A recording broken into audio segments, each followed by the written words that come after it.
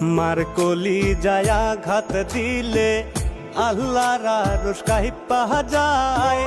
যাই না শুই না সেই মায়েরে, কেমনে কষ্ট দেও রে ভাই। বাবার মতো এমন আপন জগতে কেউ হবে না। মইরা গেলে আফসোস করবা, বাইচা থাকতে চিনলা না। মার কলি যায় আঘাত দিলে